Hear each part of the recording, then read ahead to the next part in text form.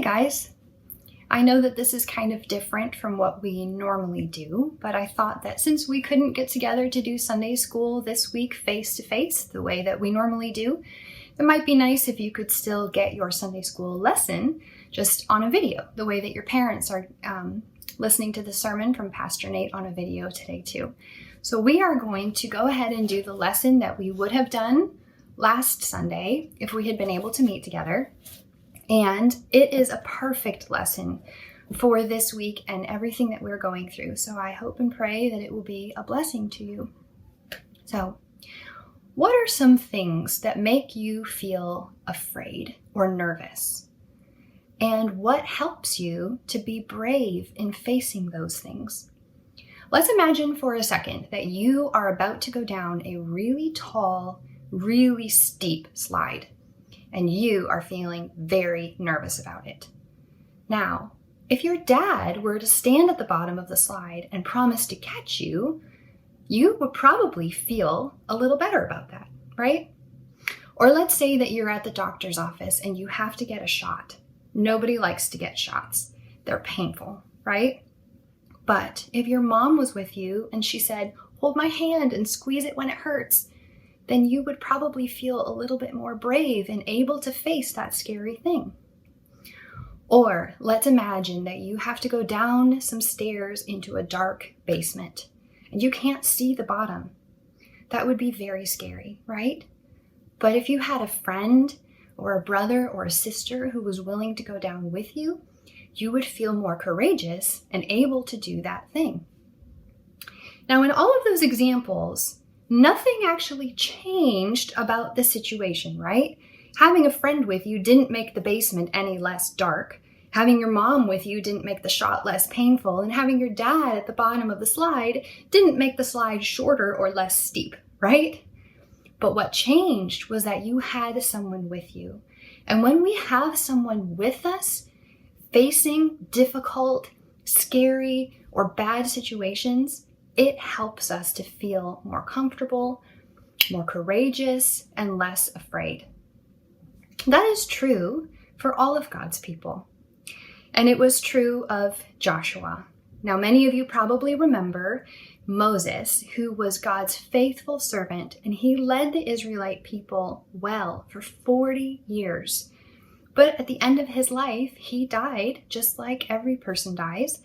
And now the new leader who was in charge of leading the Israelites was Joshua. And boys and girls, he was nervous. He knew that he had a big, scary job he was going to have to do. He had to cross the Jordan River, lead the Israelite people into the promised land. And when he got there, they were going to have to face gigantic people who filled the land and already occupied the cities and the towns where the Israelites were going to need to live. And these people did not love God, and they did not like the Israelites. Joshua was afraid.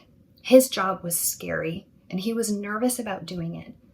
But God did not leave him alone to face this situation.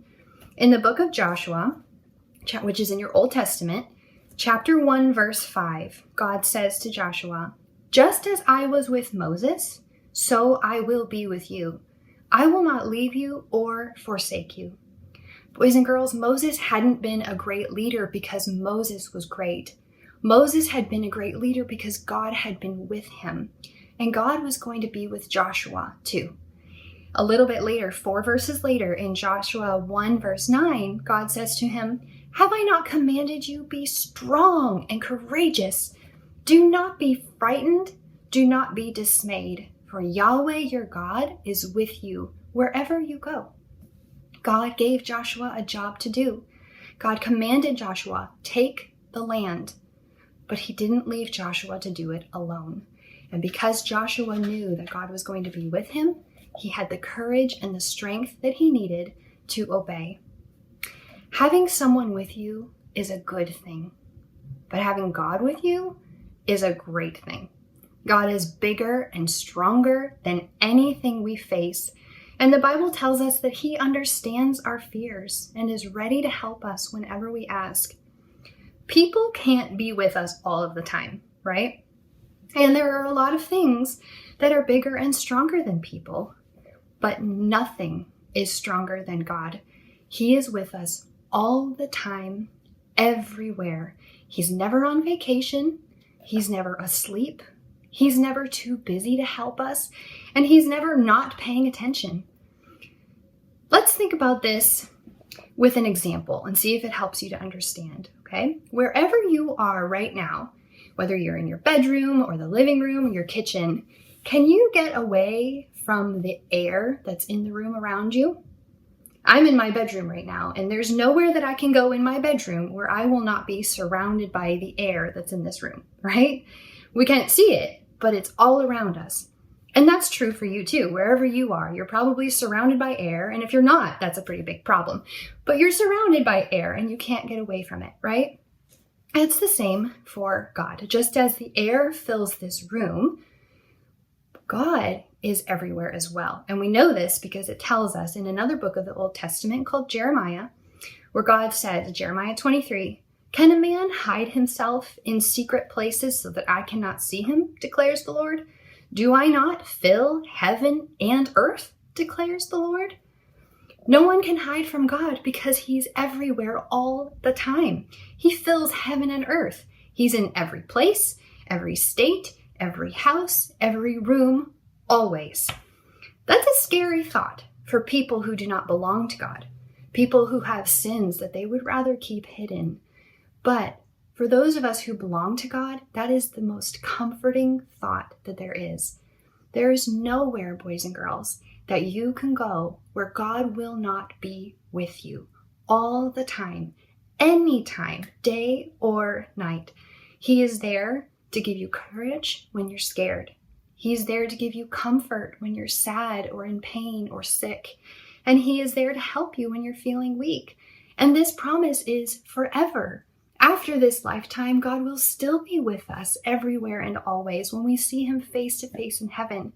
So this is a glorious promise that you can depend on and you can rest on even when things feel scary or uncertain. You are never alone. God is always with you. And so I hope that this will bring comfort to you today, that it will be a blessing to you. And I look forward to getting to see you again, hopefully face to face soon. But if not, maybe just through videos. Thanks, guys. Bye-bye.